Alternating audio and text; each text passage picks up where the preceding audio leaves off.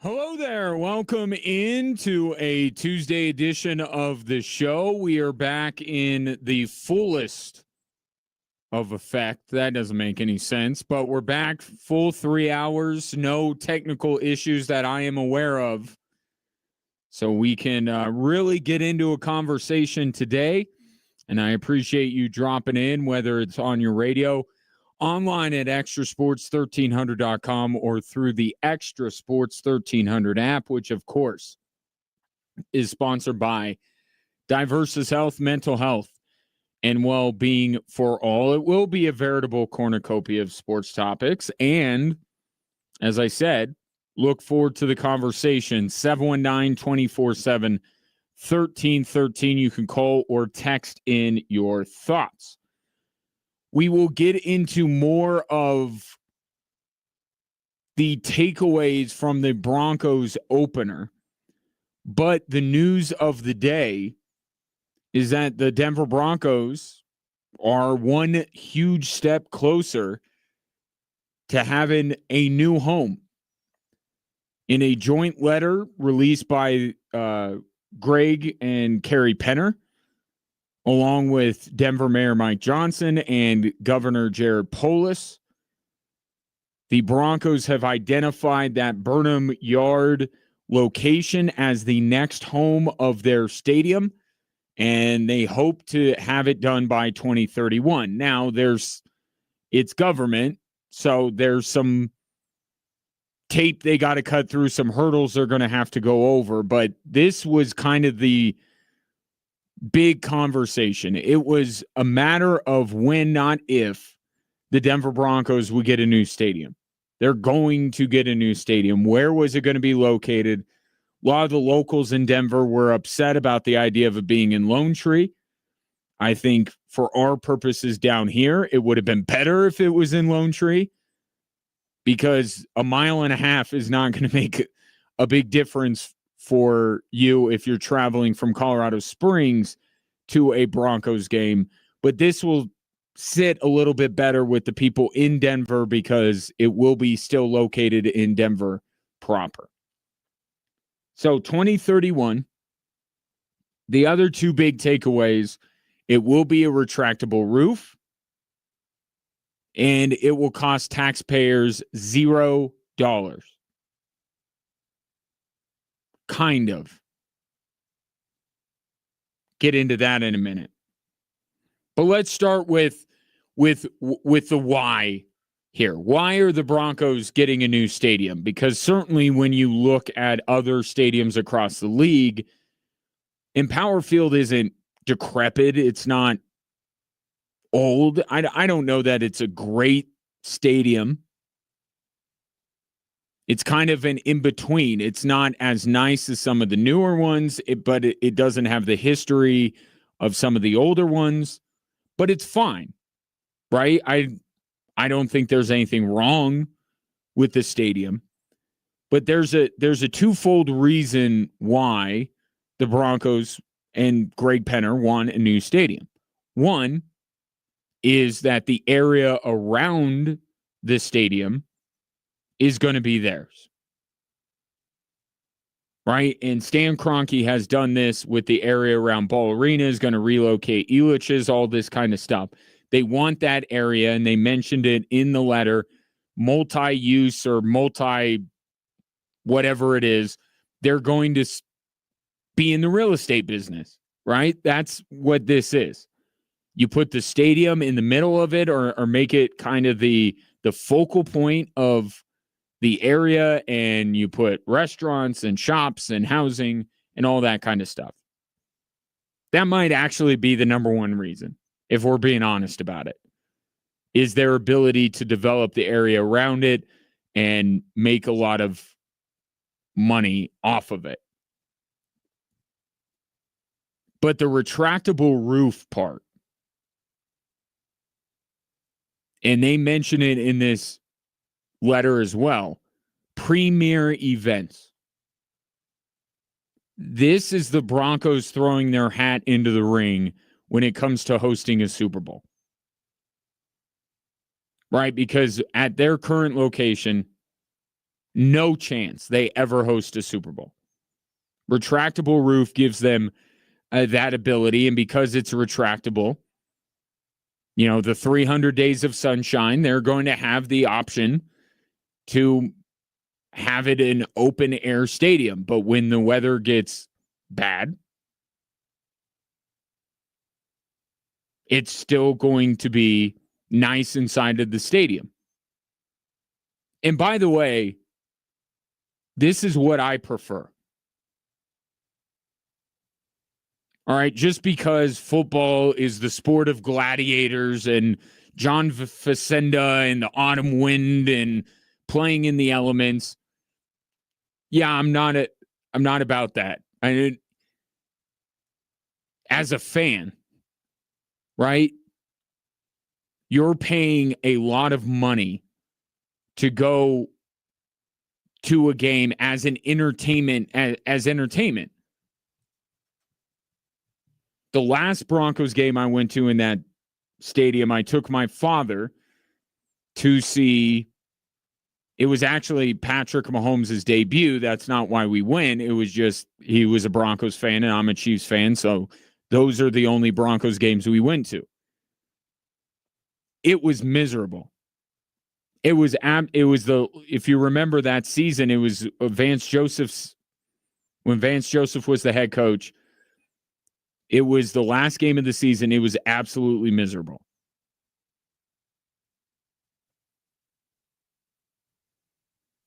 Maybe I'm a little bit wimpy. If I'm paying as much money as it costs, especially to go to a football game, I would like to be comfortable. And as a consumer of the product on the field, I don't love when the elements are a part of it. I don't. I just as soon play all games indoors. I get the retractable roof is the ideal scenario. If it's a nice day out, then open the roof. But you should have the ability to control the conditions in that way. So I think this is preferred. And I would say this over any outdoor stadium. Maybe some of the, like Lambeau, because of the history there, you want to leave it alone. But any stadium that really doesn't have that kind of history, that team should just build a new stadium and make it a retractable roof. But this is the Broncos trying to get a Super Bowl. And why wouldn't the NFL consider Denver? Think it would be a great location to have a Super Bowl. And when all this area around it is developed, it'll have a lot of the amenities that the NFL will be looking for. And I would expect that Denver hosts a Super Bowl sometime very soon after 2031. But there are other events, right? Final Fours, or hell, maybe big fights in the UFC. This is what they want, because those premier events, not only can they make some extra money at the venue, but it brings in tourism. Just your local sports team is not really that much of a driver of tourism. But if you get a Super Bowl, if you get a Final Four, if you get a big UFC fight or something like that, that brings people in. So I don't see a negative here. Now that the Denver locals are happy that it will be in Denver proper, I think this is all good news. I have yet to find something to say this isn't a great thing. It is. And the best part about it, I think most people will say, is the fact that 0 tax dollars will be spent on this stadium. We have evolved, I think, in it for the best, that we should not be paying our tax dollars to fund projects for billionaires. If Stan Kroenke wants a new stadium in Inglewood, California, he can build it. And he did, and he paid for it. Same thing here. If the Penners want a new stadium, that's great. I think there are a lot of reasons to get a new stadium. You pay for it. Kind of that Field of Dreams thing. If you build it, or in this case, if you pay for it, people will come. And over the years, they'll make back their money. So the fact that there are no tax dollars being spent on this thing is probably the best news. But as you know, if you're a sports fan, that's kind of a half truth. To the idea that the Broncos are not going to ask you for money. Oh, they're going to ask you for money. It's just not going to come out of your taxes.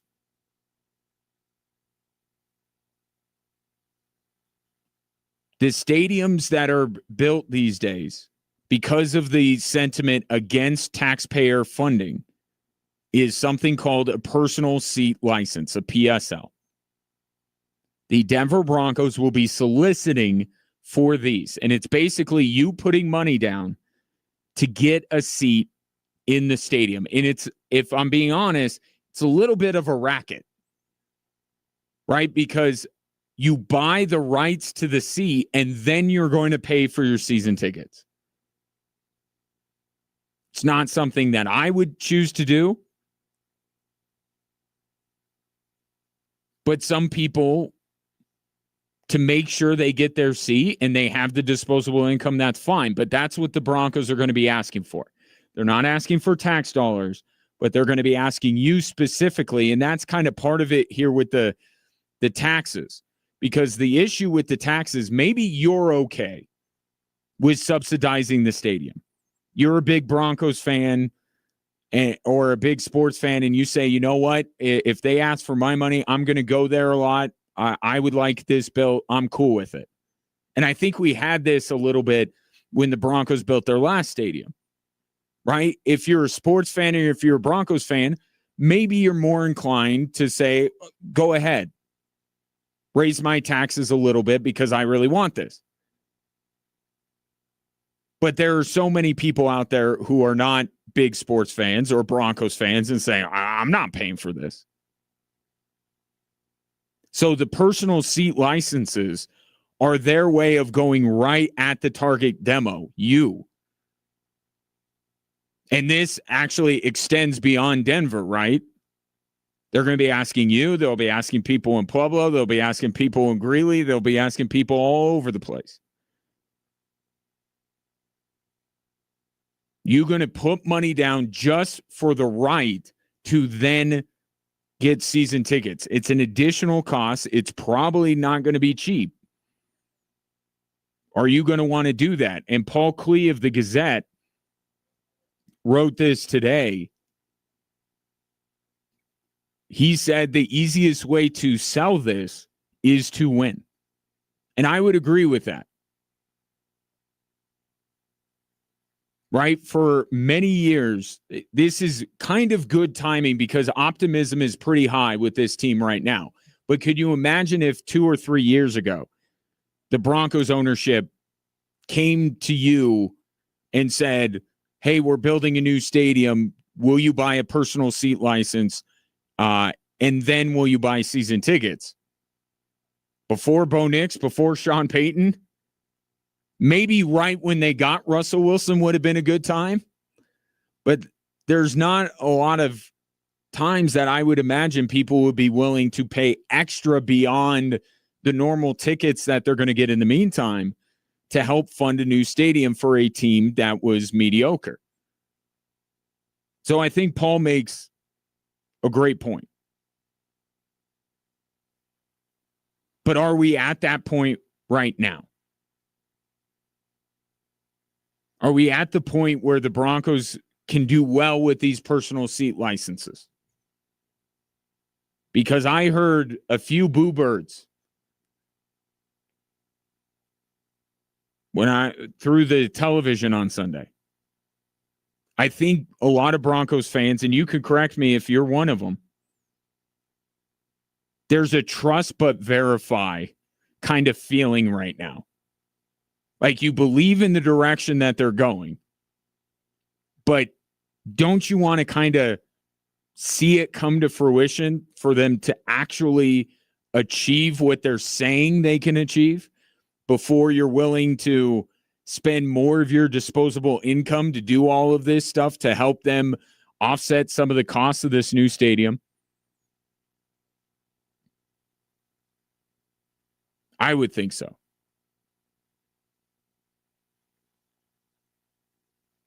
But I would certainly say that right now is a better time to make this ask than 2, 3, 4, 5 years ago.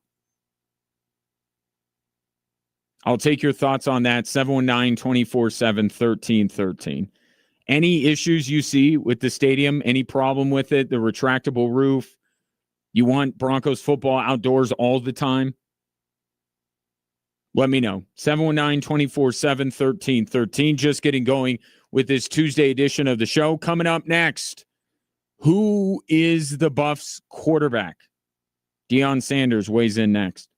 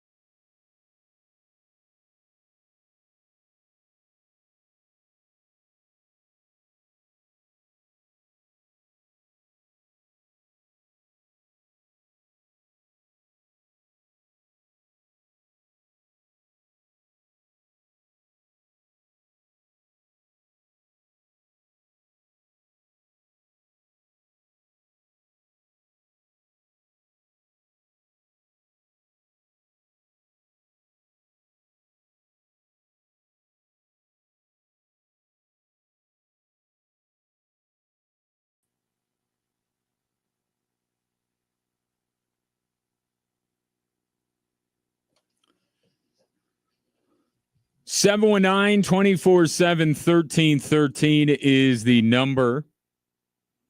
Albert tried to get in yesterday, but because of all the crap we were dealing with, wasn't able to get to this topic, but I am today. So let me read his text. Let's just put it out there again because the whole world is thinking it still. Staub for Heisman. And on a previous episode of Drive Time Sports, I made a bet. Made a bet with B-Van. B-Van, I don't know if you're listening, but this concerns you. In which I said Juju Lewis would start a game this season for the Colorado Buffaloes, even with Caden Salter healthy.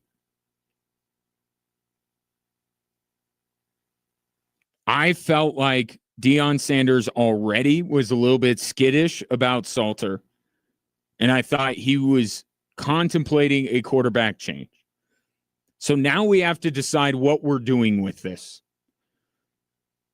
Because I think I had the sentiment correct. I just had the wrong quarterback. Pete Thamel is reporting that Ryan Staub, after his performance against Delaware, will start this week against Houston. The one quarterback on the CU roster that no one was talking about. This was not a competition between Salter and Lewis and Staub. It was between Salter and Lewis. And even the Buffs radio broadcast was shocked to see Ryan Staub take the field on Saturday against Delaware. Mark Johnson and Gary Barnett were shocked. Nobody saw Ryan Staub coming. Most of all, probably the Blue Hens, because Staub kind of tore him up, to Albert's exaggerated statement about Staub's Heisman chances. He was terrific. Now, it was Delaware, so any quarterback that CU threw out there should have performed well. But therein lies the problem. Only one did. Caden Salter against a lesser opponent was not very good. Again.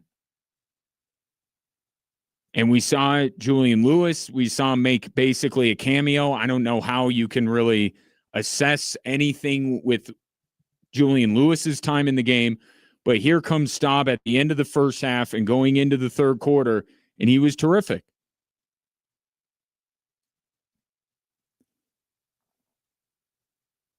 But when I said that Deion Sanders, I think, was thinking about a quarterback change,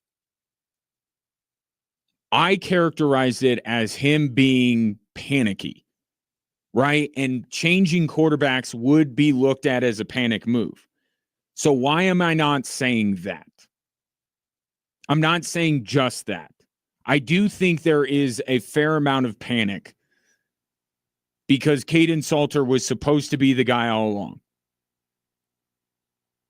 But with Deion Sanders, there's an aspect here of this quarterback competition that I did not take into account at the time. Remember what Deion Sanders was dealing with during the offseason? And the fact that it took him away from the team. This is a little bit of a panicky move already thinking about making a quarterback change. Like, that still stands. I think that's the emotion behind it. But I think one additional piece of information that's important, Deion Sanders didn't really watch this quarterback competition play out. And it's not his fault. This is not a criticism. The guy was dealing with things much more important than football. But I think there was a lot of Deion Sanders trusting in his lieutenants, his coaches, to advise him on who is more ready to start the season opener. This was not your typical quarterback competition under the watchful eye of the head coach. So Deion Sanders, in some ways, is just now getting around to evaluating his quarterbacks himself. And clearly he's not liking what he sees from Caden Salter. So I don't know, and you could text me 719-247-1313. Does that make it more okay that he's going to Ryan Staub here in week 3? I still think that the emotion that's behind all of this is a fair amount of panic. Their plan, whether Deion Sanders was there or not, was to bring in Caden Salter from Liberty to be the starter. And the idea that Ryan Staub was a consideration is laughable. We didn't hear anything about him. They brought in Caden Salter to be the starter. And through 2 games, or parts of 2 games, as it were, Caden Salter just hasn't looked like the player they thought they were getting from Liberty. And with the Big 12 season upon us, I do think that the Buffs are panicking a little bit that their best laid plan is not working. That Caden Salter, who was going to be the starter all along, is faltering and is not living up to expectations. So now, reportedly, it will be Ryan Staub in week 3. Although if you ask Deion Sanders, you're not going to get an answer. I'm not confirming nothing to y'all. Y'all know that. We ain't like that. We good. We have capable guys. Staub has been doing a phenomenal job doing and getting the majority of the reps, but I haven't made that assessment and decision yet. Okay, that's fine. He doesn't have to. It would be nice, but he doesn't have to. That's okay. And there are plenty of coaches across America who would answer the exact same way. But here's where I believe that panic is behind this. Because immediately after saying that, without another question really being asked, Deion Sanders went into kind of a weird side quest here. You know, in today's media, we don't care about being correct anymore. We just want to be first. And there's no subjection to you when you're wrong. Nobody says nothing. You just go with it. I'm not saying that's the case, but that's where we are in media. Nobody gives a darn about being correct, being right. Everybody just want to be first. That don't make no sense to me. I would love the integrity that we once had with media. I would love that. Why did it feel necessary for him to do that? Over a report that he's naming Ryan Staub as his quarterback, and even if you listen in there, he didn't want to say they're wrong in this case, right? Making me believe that the report from Pete Thamel is correct. So he's not pushing back against the report that Ryan Staub is starting, but he's doing this weird deflection about the media. And it's become popular these days. Deion Sanders is not the only person in sports. He's not the only person in public life that loves to divert attention away from his issues by blaming the media for something. That didn't need to be said. And as reports go, this is pretty innocuous. Like maybe there's some part of Deion Sanders that wants to be the one to break the news to his team and doesn't want this out there, and that's fine. But this isn't like, when you think of irresponsible reporting, simply reporting that Ryan Staub is going to be the starter, come on. Is this really the death of journalism? your starting quarterback? This is a deflection. This is a deflection from the fact that through 2 games, CU does not look nearly as good as Deion Sanders thought they would look. And it starts at the quarterback position. He didn't need to bring the media into it. But he's trying to change the subject. He's trying to make it about something else. And why would he do that? Because right now there's a lot of people, including myself, that are saying, I don't know about this Buffs team. I know it's only 2 weeks in, but Caden Salter hasn't looked great. They're already making a coaching change. You know, they had to make multiple quarterback changes just to beat Delaware or to take control of the Delaware game. They were up by 10 at the break. This is a deflection by Deion Sanders. And then it just got weirder today when he's asked a very normal question about, does it impact the team when you don't have a solidified starter, when the starting quarterback position is a little bit up in the air? Solidified quarterback? Who has one of those? I got time today. Who has one of those? What does that look like? What does a solidified quarterback looks like? What does that look like? I want to know. We play quarterbacks every week. What does a solidified quarterback looks like? He knows what they mean. Come on. What is this? Deion Sanders knows exactly what they mean by solidified quarterback. And how many teams in America have a solidified quarterback? Probably most of them. He knows dang well what that means. But he's like challenging the very premise that teams have a set quarterback. They do. A lot of them do. Doesn't Houston? Doesn't their opponent this week? Georgia Tech did. Did we hear any thought that anybody but Haynes King would be out there? He was a solidified quarterback. He knows what that means. Why is he challenging this premise? And I'll tell you why.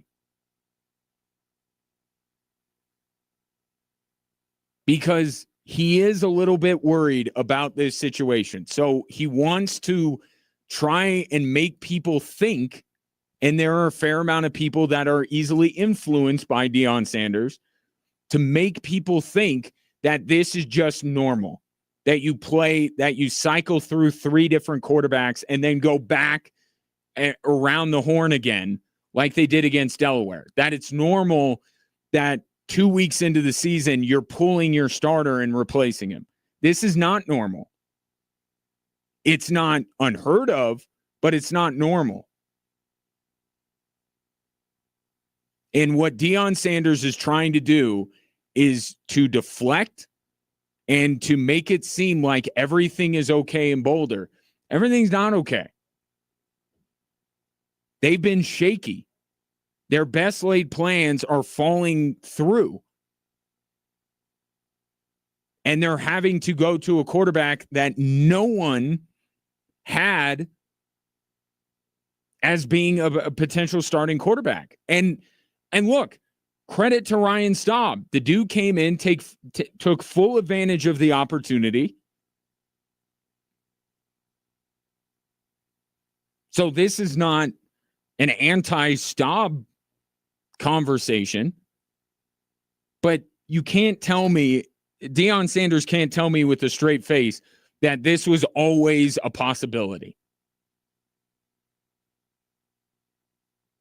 The idea was let Juju Lewis sit, develop, be ready either later in the season or come next season. Caden Salter starts the whole way, and now they're abandoning the plan. They just are. Now, could Ryan Staub work out? Maybe. I'm very intrigued to see him go up against Houston than I am, with all due respect, Delaware. So maybe Ryan Staub works out. I'm just saying this was never the plan. And the Buffs are bailing on the plan. And instability at the quarterback position, Deion Sanders knows as well as you and I do, is a sign of some level of tumult within an organization. It's the most high profile, most important position. If you have a guy that you believe in, you start him. And you don't throw in other people into the mix. You don't say, well, maybe this guy or this guy's pushing him. The idea you have 2 quarterbacks, you have none. You have 3 quarterbacks, you have none. That's kind of where the Buffs are right now.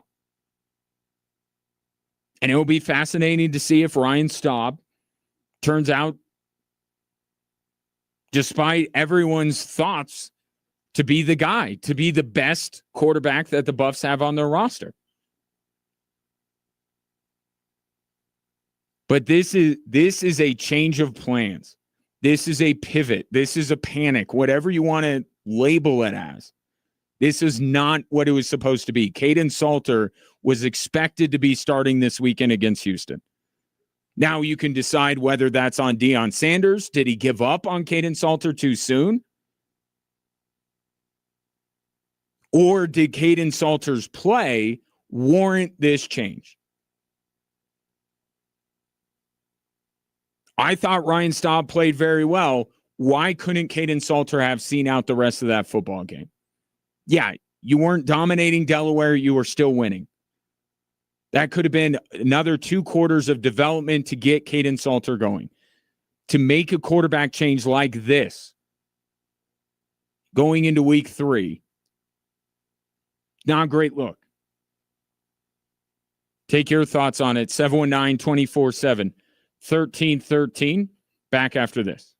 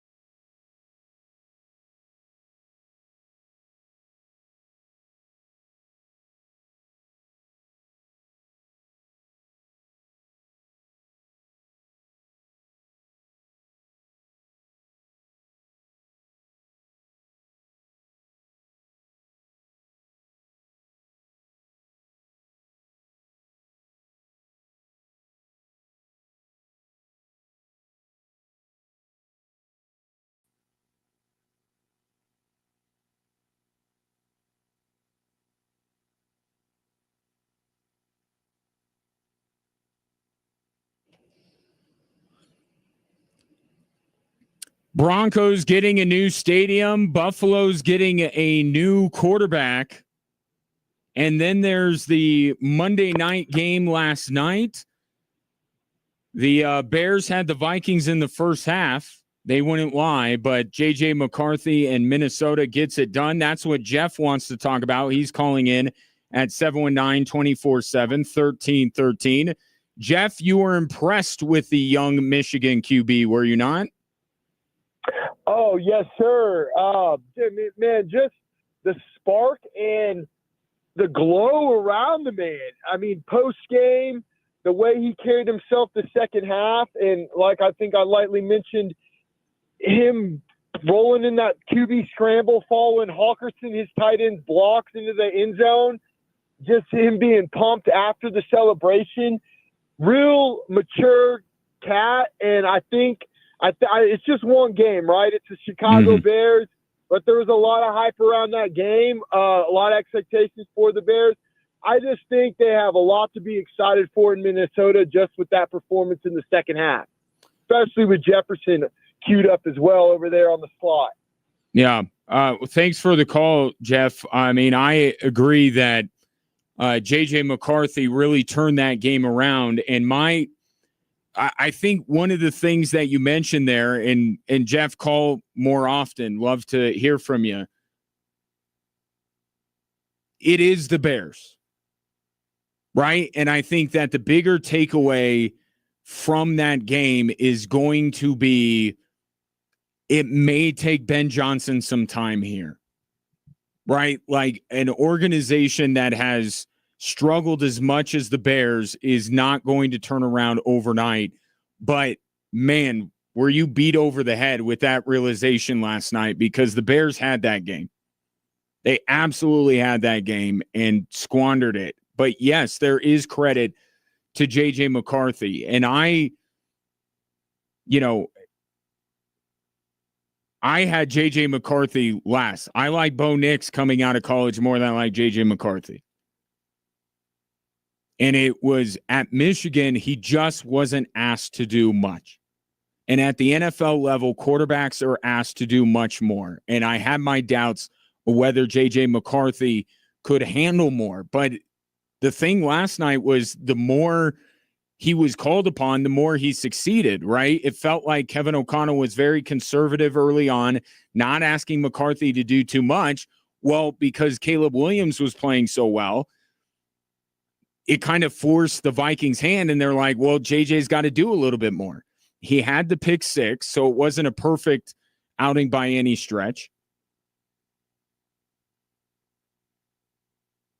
But J.J. McCarthy showed some things. And I think more than that, Kevin O'Connell, that guy showed some things, right? What he did with Sam Darnold last year, now coaches up J.J. McCarthy in his first NFL start. I will see with J.J. McCarthy. We'll see, because I think last night was more about the Bears than it was the Vikings. Let's see when it's the Packers, the Lions, how J.J. McCarthy fares. When Micah Parsons is running after him, when Aiden Hutchinson's going after him. But I was, to Jeff's point, I was very impressed with what J.J. McCarthy, his poise, and I think that's what Jeff was talking most about. J.J. McCarthy was poised, facing a significant deficit in that game, and made the mistake with the pick six and kept plugging away. I think there was a maturity there with J.J. McCarthy, which isn't that surprising, considering, I lump him in a little bit with Bo Nix in this regard. The maturation of these quarterbacks, I think, is there. They come from big-time programs. Bo Nix played 1 million college football games. J.J. McCarthy came from the Michigan program with Jim Harbaugh. They're going to be mature. They're going to be poised. But my question with both of them is ultimately the skill set, the talent, is there enough there for them to lead their teams to where they want to go? And J.J. McCarthy can't prove that one way or another week one. But the maturity level, the poise, the ability to bounce back after a big mistake, very impressive from J.J. McCarthy. But man, roller coaster of emotions if you're a Bears fan. Your first half, you're thinking Ben Johnson is a miracle worker. He's got this right. Caleb Williams is slinging it. And then it all goes down the tubes. The challenge, I think the challenge of Hawkinson's not fumble, that definitely was not a fumble. That challenge is one of the bigger plays. You tend to look at some things that happened very late in the game. I think that was a significant moment in that football game last night that the Bears challenged that call. But it will take Ben Johnson some time. And a decent debut from J.J. McCarthy of the Minnesota Vikings as they get the win on Monday Night Football. Back to the Buffs quarterbacking situation. This from Albert. Staub started last year. He knows that offense better than either Salter or Juju. He may be the guy that can work for that idiot Shermer in some strange twist. Yeah, and that is an important thing to mention, is that we did see Ryan Staub. We have seen him, and we have seen him in limited duty do some things, right? That was it the Utah game where he played. But and that's what I'm saying. File this under two things can be true. I think this can be a bit of a panic move. I think this can be a sign that the Buffs plans or Buffs season is not going according to plan so far. But Ryan Staub could actually end up being the right guy. I'm just saying that was not what the Buffs were thinking. They were thinking Caden Salter all the way.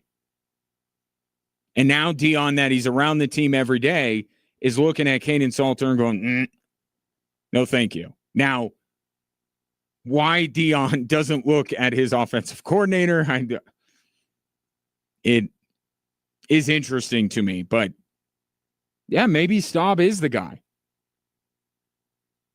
But that's not what the Buffs were planning on.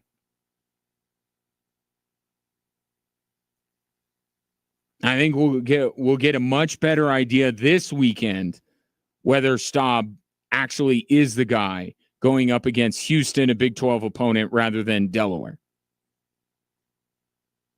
As far as the stadium goes, this from the 719. Broncos roof is what needed. I agree. It's no fun to freeze for entertainment. I will never go to a game after October. Froze bad once watching Manning and DT in December. And I'll take the climate of Colorado over many states any day of the week. You know, the 300 days of sunshine and fall around here, to the texture's point right now. It's awesome, right? Few too many lightning storms and lightning delays with the sporting events I've been to and watched recently. But I like Colorado weather, but I'll say this with football in general, and there are only a few stadiums in which I would say are omitted from this, right? The real historic stadiums, I don't think you touch, right? Lambeau, keep renovating, keep with the upkeep. Green Bay may be one of those places where you wish there was a retractable roof. You can't do it with Lambeau. But Empower Field has very little history to it, right? In the grand scheme of things. It's not where John Elway rose to prominence. Right? Yes, Peyton Manning and that. So there are some memories at Empower Field, but it's not a historical NFL stadium. And I would say this, I'll even, and it may sound sacrilegious if it ever got back to people in Kansas City, I'd be just fine going to a game in Kansas City with a roof. I would. I just prefer sports to be climate controlled, weather controlled. It's getting too expensive to go and freeze your butt off or get pelted with precipitation, rain, or whatever it might be. Maybe I'm soft. I fully allow for that to be a possibility, but I'll take a retractable roof all day.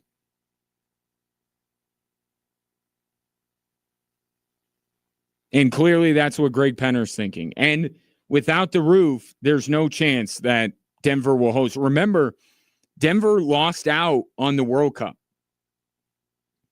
right? The World Cup that's coming up next year. Denver was in the mix to host. So they were close to being, there's at least some aspects of Denver that are very appealing to these major sporting event organizers. But they didn't get the World Cup. They're not in line for a Super Bowl. This might push it over the top and make Denver, and by extension, Colorado, a premier sports destination. We might see a ton of stuff in that new stadium, and it's only made possible by the fact that it's going to be state of the art and it's going to have the roof that if things get dicey weather-wise, the people paying a lot of money to go to these premier events will not be impacted. Take your thoughts on the Broncos' new stadium or proposed new stadium, retractable roof, zero tax dollars, 2031 at the Burnham Yard site. Speaking of that stadium, after Sunday, do you believe that Bo Nix is going to be the quarterback by the time that new stadium is open? Get into that conversation next on Extra Sports 1300.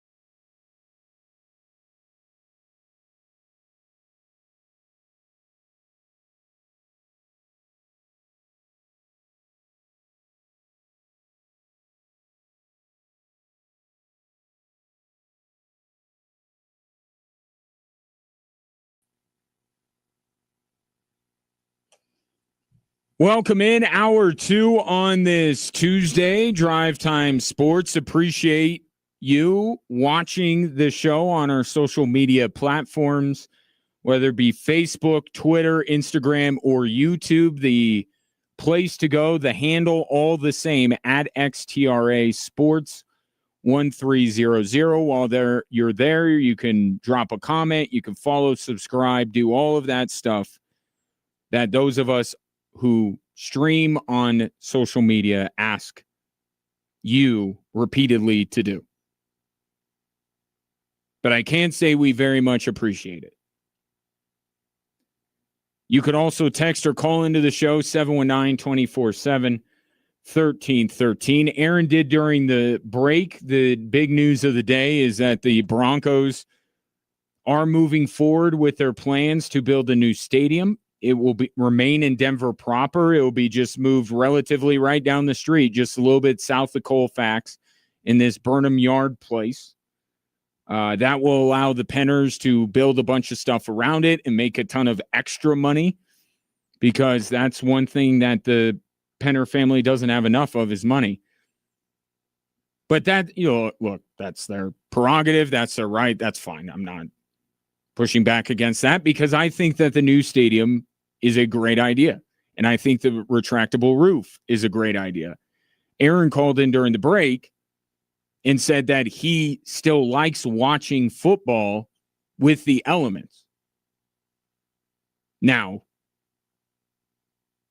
he did throw in the caveat that that was on TV. And I don't know that the Broncos will. Wouldn't it be amazing, though, if they did? Here's what I'm thinking. If you have a ticket to that Sunday's game, everything's digital now, right? The tickets are digital. Why don't they take a vote? Day before the game, morning before, however long it takes them to move close the roof, open the roof, whatever it takes. You just get a push notification on your phone. Hey, you're going to today's Broncos game. You want the roof open or closed? Wouldn't that be the most amazing level of fan engagement in the history of sport? I think it would be. But I understand that. And especially if you are somebody who doesn't go to a ton of games, you may still like the elements involved in football. And you're like, I'm not going to be sitting in them. So I want these highly paid players that can definitely tough it out, play in the elements. And you think about all those iconic weather games. I am of the mind where I'm good without any of those. I don't need any of those. I don't need games that are played in a blizzard or a torrential downpour or sub-zero temperatures. I don't need any of that. Playing on a fast track, indoors, short sleeves, air conditioning, all that kind of stuff, I'm good. And I'm saying I'm good when it comes to watching on TV too. I am actually anti weather impacting the game. I would just as soon as watch climate controlled football all the time. But maybe I'm in the minority here. You can text in your thoughts, retractable roof. Big takeaway, no tax dollars will be used. So Walmart money is going to pay for it. But they are going to ask you for a personal seat license. They are going to try and offset their cost by asking you to pay to reserve the right to buy season tickets. It is quite the little racket that the NFL and other sporting leagues have come up with, this PSL thing. But your taxes will remain. That will be your disposable income, right? PSLs, as much as I think they're a little scammy, at least you're making the decision. At least it's not forced upon you. It's your own personal financial decision. If you want to pay the money for a PSL and then you want to throw on top of it your season tickets, that's your choice. That's your disposable income. You do what you want. The taxpayer thing, having it thrust upon you to subsidize it, I think most people now are in agreement that that's not the way to go when these guys, and especially in the NFL, you think of Josh Harris, who's bought the Commanders, Greg Penner, like these guys are billionaires with a capital B. They can pay for their stadium themselves, and I'll decide if I want to give them my money for a PSL and season tickets. Take your thoughts on the new Broncos stadium, proposed stadium, 719-247-1313. Let's talk a little bit about Sunday and Bo Nix. You know, the way he played, and I pointed this out on yesterday's show, he leads the NFL over the last 6 games in interceptions. No quarterback in the NFL has thrown more interceptions over the last 5 games of last year and the first game of this year than Bo Nix. That is a trend, right? And it's not a good one. But with him being as young as he is, and given the stakes of those games last year, I think it's a troubling trend, and it's something that Bo Nix and Sean Payton have to get under control. But I don't want to say it's okay. Understandable, right? Understandable. You can't keep the training wheels on forever when you're in the middle of a playoff chase. That's something to watch out for. That's something they need to get under control. What has stuck with me into today about Bo Nix, you know, he comes out of Oregon as the most seasoned college quarterback we have ever seen. And all the stories leading up to the draft are about how there's nothing in his backpack but a Bible and things that make him better at football, right? The guy is all about football. He's hyper-focused, all that kind of stuff, and he's mature. And what I saw on Sunday was a lack of maturity from Bo Nix. The frustration level, I think, got to a point where it affected his play. And that is something that is, I think, a little bit more troubling than the number of interceptions he's thrown over the last half a dozen games. And by the way, I think that one leads into the other. Right? Perhaps his level of frustration caused him to force it a little bit more to try and make a play happen, which compounds the mistake. You make another mistake, you throw an interception, now you get more frustrated, right? It just keeps going around and around and around. So the mistakes for still a young quarterback in terms of his career, you can somewhat forgive, but if they are a symptom of a guy who is being thrown off of his game, who's getting frustrated, who's not showing the maturity that was all of what Bo Nix was supposed to be, that's a problem. And well, as I said, the cycle, the two things playing into one another, he's got to stop one of the two things. Right? And I think this weekend against Indy and moving forward, Bo Nix has got to be a little bit more composed. You can't be showing up your receivers like he did when he was doing the frantic pointing to where he thought Lucas Kroll should be. You can't be held back by your teammates. When an offensive lineman does it, or a linebacker, even in some cases like a wide receiver, if you're a kicker, you kind of chuckle at the idea that you're getting in the mix. If you're a quarterback, it's a bad look because you're supposed to be the stabilizing presence. You're supposed to be the guy getting in there and telling your offensive lineman, hey, don't worry about it. Let's get back to the huddle. The fact that Bo Nix is having to have other teammates come over to him and bring him back into the huddle, those are the more troubling things when it comes to Bo Nix. And it shows that the pressure on him is mounting. And it's pressure because of defenses, having a better game plan for him than they did last year. It's pressure that is being put on from the outside in terms of the expectation level for this team. I'm sure it's some internal pressure. I'm sure Sean Payton asks a whole lot out of Bo Nix during the week that we don't see. But the pressure is mounting on Bo Nix. And when you see a guy, his interception numbers jump the way they did at the end of last season, and in week 1, in a game that the Broncos shouldn't have had a lot of issues with, them have a lot of problems because of Bo Nix's turnovers, that's troubling. So this week and moving, especially, we keep talking about week 3 and beyond, right? Chargers, Bengals, and the Eagles.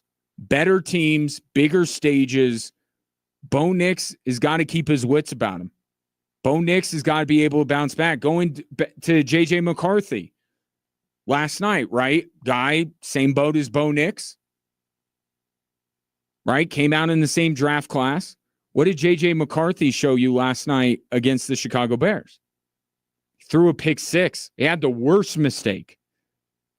Came back, led the Vikings on consecutive touchdown drives to come back and win that game in the fourth quarter. Mistakes are going to happen, right?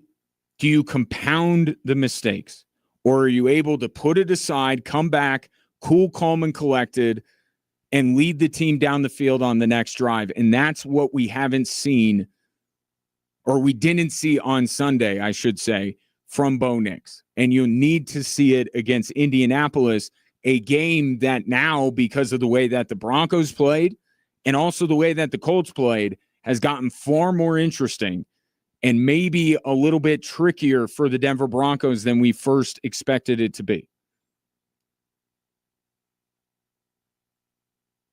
But Bo Nix looks to me like a guy that's succumbing a little bit to the additional pressure that's being put on him from a variety of places. Take your thoughts. 719-247-1313. Get into some other takeaways. The defense, we hold them to the most unfair standard, right? Our expectation for Bo Nix, my expectation for Bo Nix is not really that high. For the defense, it's impossibly high. Did they live up to expectation against the Titans? We'll talk about that next here on Extra Sports 1300.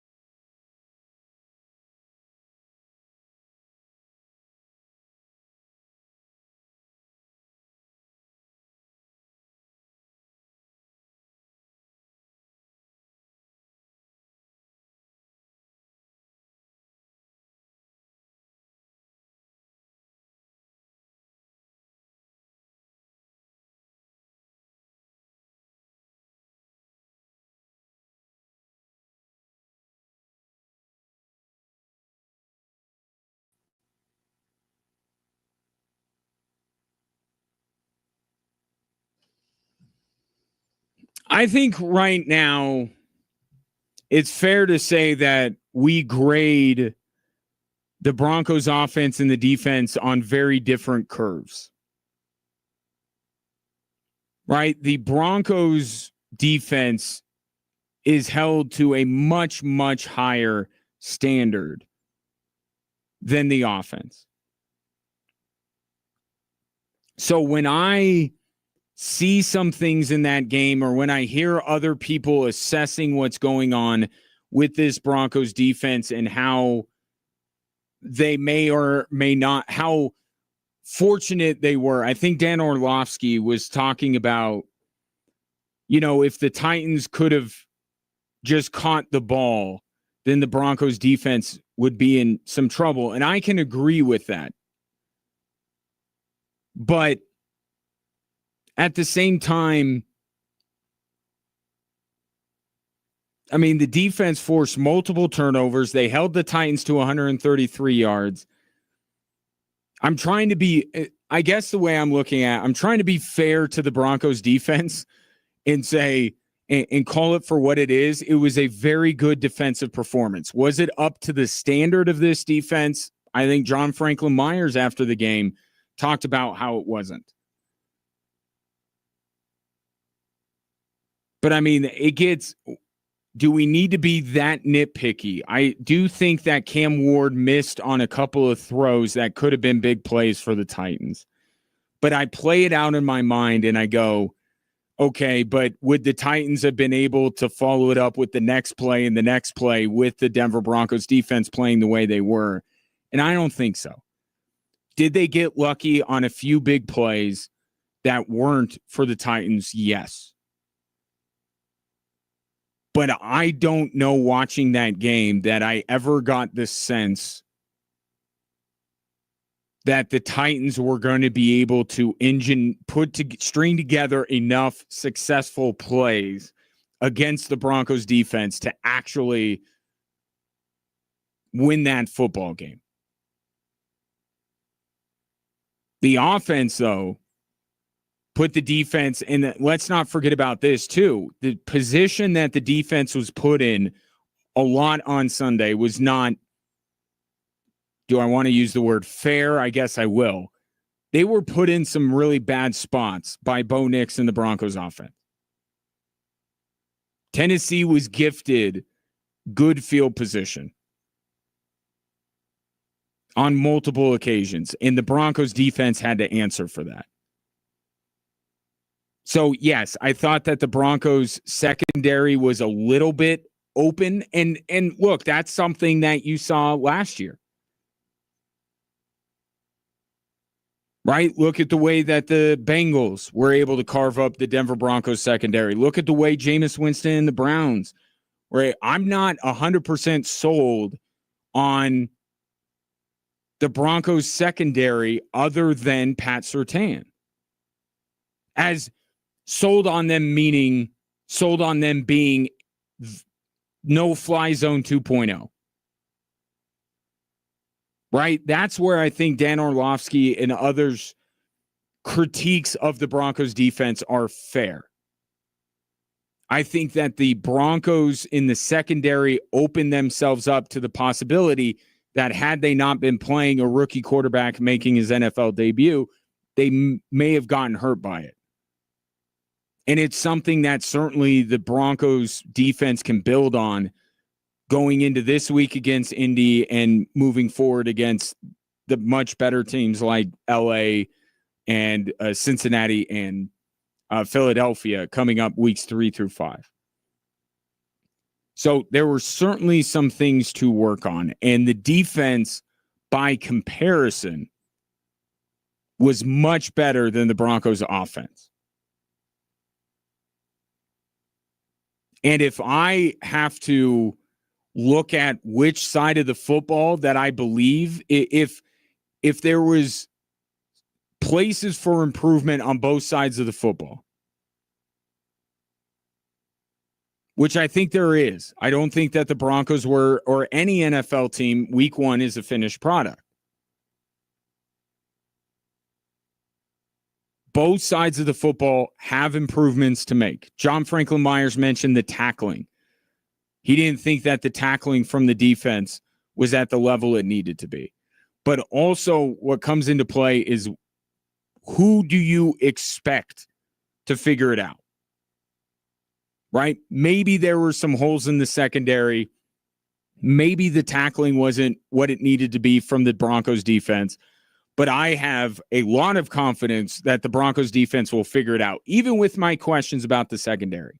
And again, I think the Broncos have a good secondary. I don't know that they have a great secondary. I do think they have a great one corner.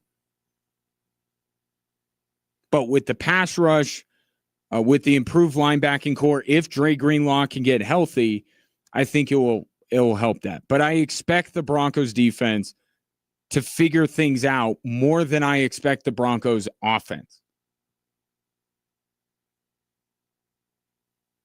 And that comes into play as well when assessing Sunday, and also I guess if you're taking a vibe check or a confidence meter. I think whatever mistakes the defense made, which I think were few, I think they can iron out. The offense, Bo Nix turning the football over,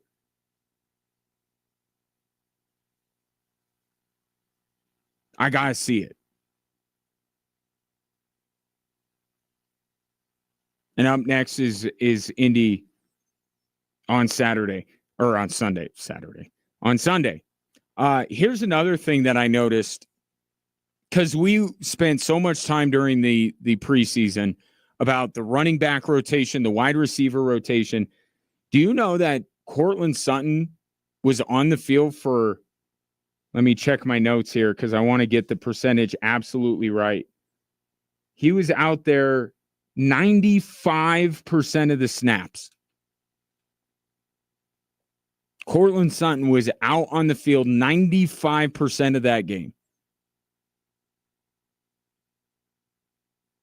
That's an insane number. Especially when the whole premise behind Sean Payton's wide receiving core is that they're all interchangeable and it's about skill sets and matchups and all that kind of stuff.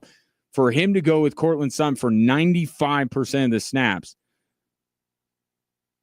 shows you that, one, good on Courtland Sutton for being able to be out there 95% of the plays, but also the wide receiving core outside of Courtland Sutton is a bit of a work in progress. I think Sean Payton has the premise of this wide receiving core,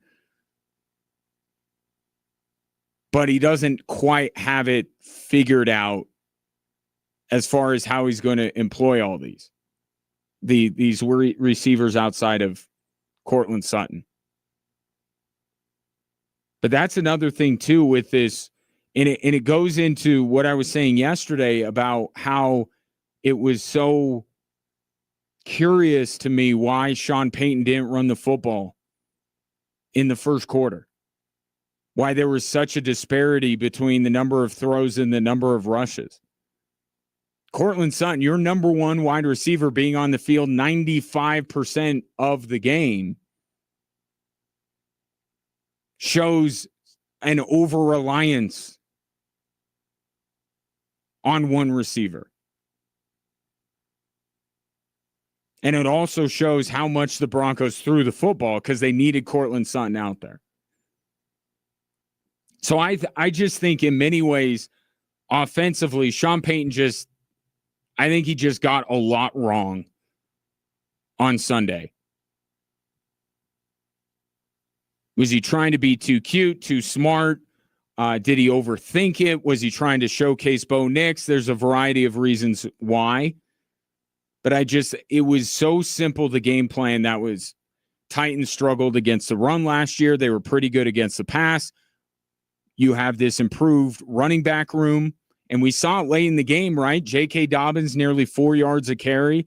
R.J. Harvey breaks that big run to essentially, I guess, not seal the game, but that was a big run that he made. And you're looking at it at the end of the game and you're like, why didn't you do this at first?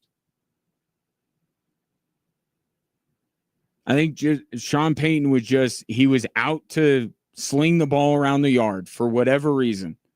Doesn't make sense to me. The opponent and the situation would dictate to me, run the football. Sean Payton didn't want to. But he did admit yesterday that, in retrospect, should have ran the ball more. Cortland Sutton out there 95% of the plays. That's crazy. 719-24-7. 1313 will continue with Drive Time Sports after this.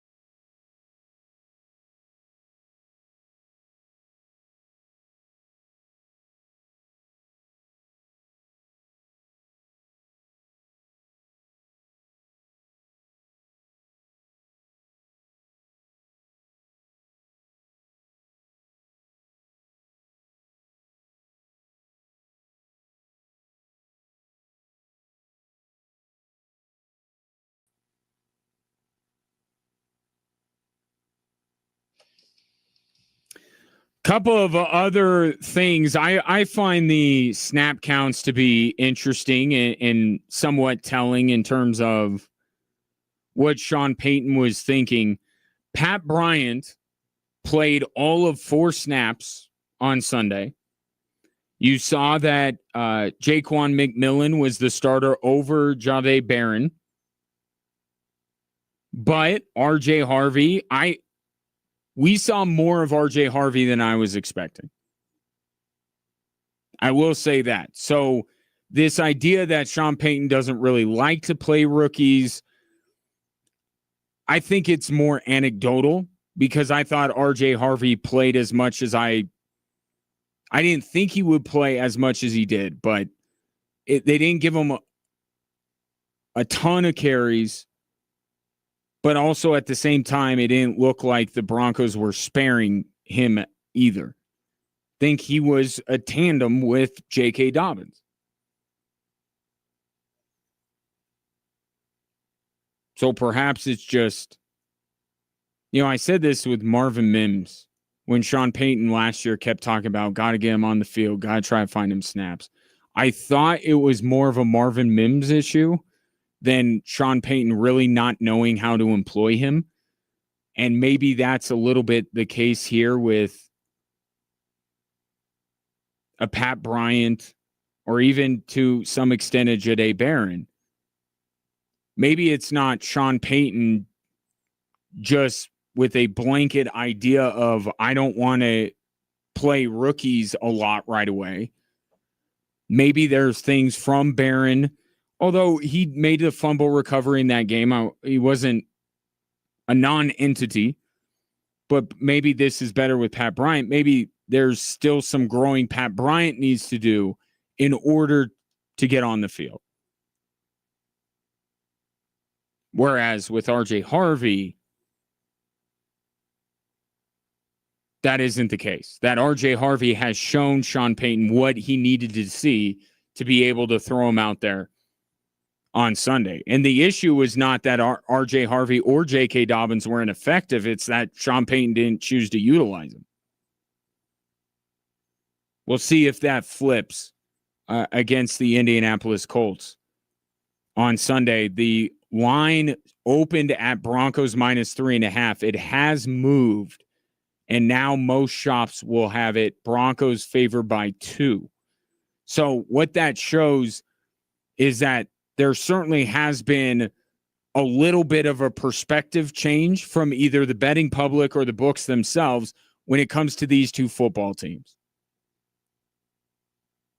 But also not enough to completely change the perception of this game. The perception of this game is that the Broncos are a much better team than the Colts. But maybe the gap between the two is a little bit smaller than we had first thought. And I certainly didn't expect Daniel Jones to do what he did. And I think you have to understand who he's going up against and why the numbers were a little bit exaggerated, I think. But this is the whole idea behind the Colts doing what they did at quarterback. Because Shane Steichen believes with Daniel Jones, he's not going to win a division or a playoff game or a Super Bowl with this guy. But the variance is less. He's not as high a variance a player as Anthony Richardson. So Shane Steichen's like, I don't love working with either one of these two guys, but I can work a little bit more with what I have in Daniel Jones. The floor's not as low with Daniel Jones as it has been with Anthony Richardson.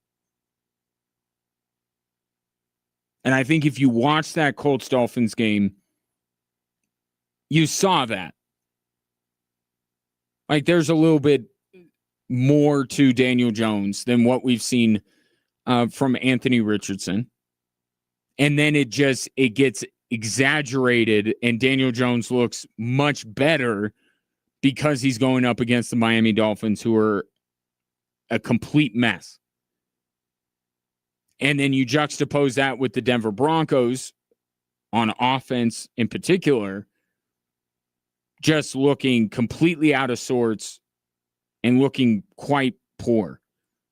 And then Vegas, or maybe the betting public, is like, yeah, I'm not as sold on the Broncos, or I'm more sold on the Colts, but I'm still leaning the Broncos. And that's kind of, I think it's reasonable to say that. The Colts had one of the more eye-popping performances of week 1. The Broncos had one of the more disappointing week 1 performances. Now this game on Sunday seems a little bit more evenly matched than maybe, but they're still saying, with the Broncos being favored on the road, that the Broncos are the better team by a little bit. And I think that that's fair. But given what you saw in week 1, perhaps this Colts game is not as easy of a W as it appeared when the schedule came out. And tomorrow we'll get more into the Colts matchup. Sean Payton, I'm sure, will start turning the page and talking about it. And then we have a guest lined up who covers the Colts on Thursday. So we'll get you ready for this matchup. In the meantime, I still want to focus a little bit more on the Broncos and Titans, especially with only getting an hour of the show yesterday. If you have thoughts on Sunday, basically did week 1 affect you in a negative way? Right? Whatever confidence level you did have with the Broncos, does your confidence level go down a little bit? Especially when it comes to Bo Nix. 719-24-7. 1313. One story I didn't have a chance to get into yesterday. How quickly things can change, right? Perspectives can change.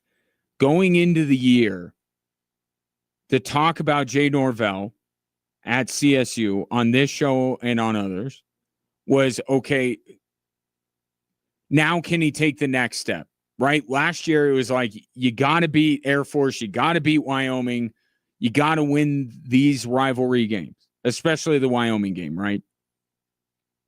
And he did that. So now it's okay, he got that done. That's not as much of a question anymore. Now, can the Rams, beat a team that is perceived to be above their station? How high is the ceiling with this team? Can they knock off a UNLV? Can they be the biggest threat to Boise State in the Mountain West? I think that's where I was looking. And I think that's where many people were looking. As disappointing as the Washington loss was, because I think the Rams had every opportunity to win that football game, I think despite that, people were like, all right, still going on the road, Big Ten opponent, disappointing that they lost, sure, disappointing the way they lost, absolutely, but it's not going to affect the confidence in Jay Norvell. And then Saturday happened. And the Colorado State Rams lost to the Northern Colorado Bears. And I'll say that again because maybe it hit your ear wrong. The Rams lost to the Bears. It's just that it won't go down that way because of one of the most horrendous overturns of a call on the field that I have ever seen. To me, it looked like Northern Colorado made the catch and it was a touchdown. It looked like a catch, but certainly there wasn't enough there to say it definitely wasn't a catch. And even Jay Norvell mentioned how fortunate, is the way he put it, his team was to escape with the win. We're just very fortunate at the end. They had the ball down there. They it appeared that they had the winning score. And so we're just very fortunate. The ball bounced our way and we won the game. Well, the call went your way. The ball didn't bounce your way. Ball didn't bounce. It was a catch. And CSU should have lost. And even the fact that it came down to that is not good. Because the way that the Rams' schedule lined up, they had a chance to go on a run. Like, I'm talking 5-6 game winning streak. In the first game, right after the Washington game, they should have been upset by Northern Colorado. And now it's back to Jay Norvell's on the temperature got on, and his seat got turned up real high, real fast.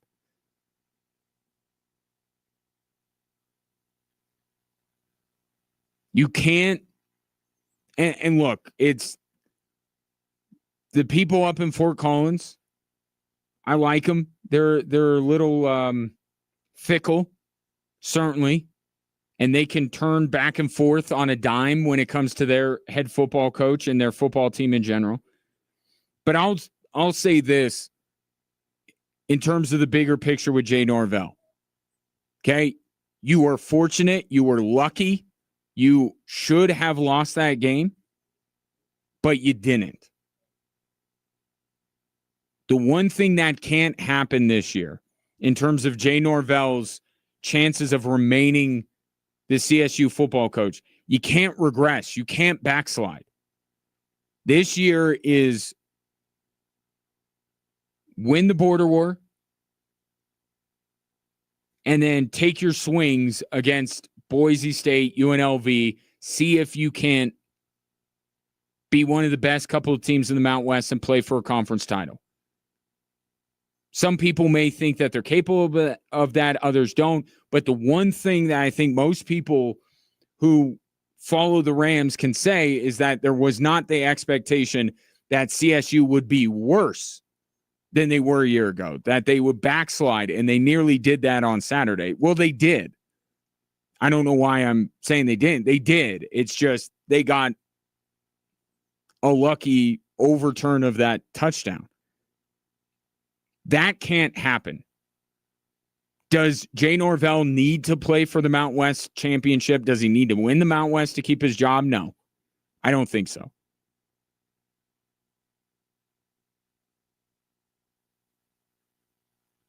And I do still think he's probably going to need to win the border war because Wyoming's not great.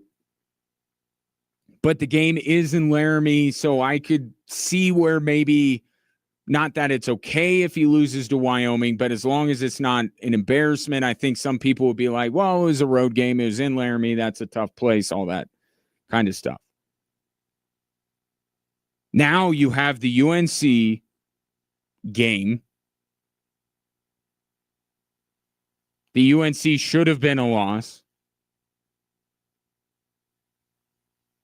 If there are any missteps along the way leading up to that game, then all of a sudden, I think that may become a must-win for CSU. And I certainly didn't expect this to be the conversation because I didn't have any doubt about what CSU would be able to do to Northern Colorado. I was impressed with CSU for most of that Washington game. I didn't expect this team to nearly get beat by their in-state rival and not the one in Boulder and not the one in Colorado Springs. So now Jay Norvell's got to get this right.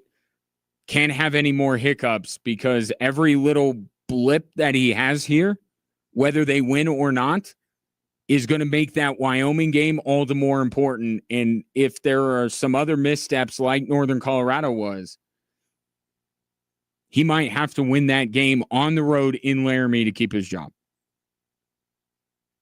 Because we know a win in the border war, it's all good. It's like Air Force winning the CIC trophy. No matter what happens outside of that, it's cool. They got the CIC trophy. Same thing here with CSU. Take your thoughts on the Rams Was it a catch? Was it not? 719-24-7, 1313. Coming up next, we'll reset with the three stories that are driving the show. Oh, I want to get into this. I have a couple minutes, right? Just taking care of this little business. Jalen Carter has been fined by the NFL for spitting on Dak. I have not seen any punishment, even in the form of a fine for Dak Prescott. And if that is the case, the NFL got it wrong. Because if this is all about respect for, I get the spitting thing, but the idea of the added emphasis on respect for your opponent. It is clear that Dak was disrespecting his opponent. He wasn't baiting Jalen Carter. It doesn't excuse what Jalen Carter did. Punish Jalen Carter the way you see fit. And the NFL has also said because he was kicked out of the game so early, that will count as a suspension, which I agree with. And they want to fine him on top of that, good. But if this is all under the guise of respect for the opponent in the NFL, we know how they are with their calls of emphasis, their areas of emphasis. They do this stuff early in the season and they kind of forget about it as we move through the year, but we're only going into week 2. If one of your emphasis areas is respect for the opponent, you got to ding Dak Prescott, in my opinion. And all I've seen is a fine for Jalen Carter, which he deserves. And I'm not saying that one did lead to another, but one didn't have to lead to the other, I suppose. That was Jalen Carter who made one lead to the other. But there's no doubt in my mind that Dak Prescott was disrespecting the Philadelphia Eagles when he was spitting on the field. That wasn't just, I got some extra saliva in my mouth. I'm just going to go ahead and spit it out. He was looking at the other team across the field. He knew what he was doing. If this is an area of emphasis for the NFL, they should fine Dak Prescott. And it doesn't seem like they are. I'm good with what they did with Jalen Carter. Where's the slap on the wrist for Dak Prescott saying, we know what you did.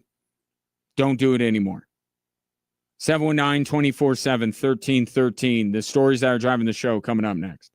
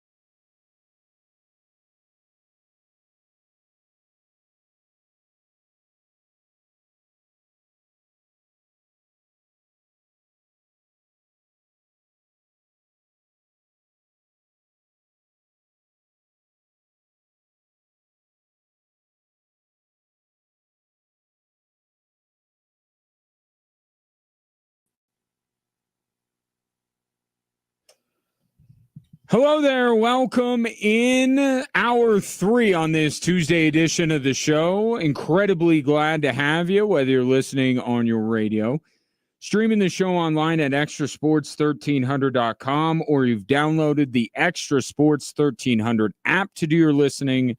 And that app, of course, is sponsored by Diversus Health, mental health and well-being for all. If you would like to interact, if you would like to chat, phone lines are open, 719-247-1313. You can also text that number with your thoughts as well. Perhaps you have thoughts on these, the 3 stories that are driving the show.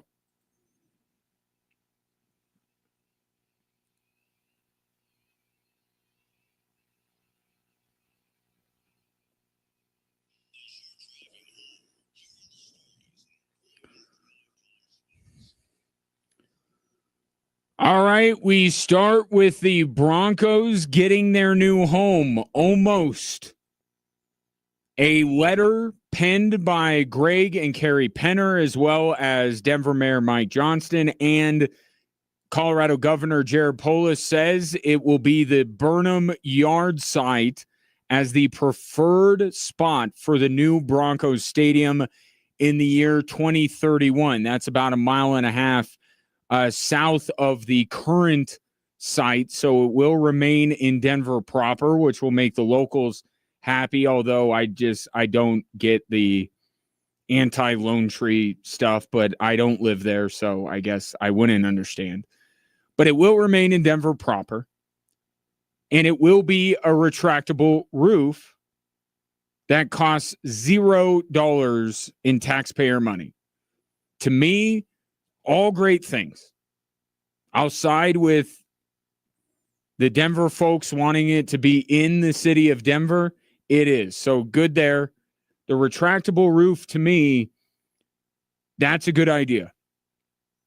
Because for my own taste, I am not a fan of, and maybe it's because of my affinity for basketball or hockey, but those sports are played indoors. I don't have to worry about the wind or the snow or the rain.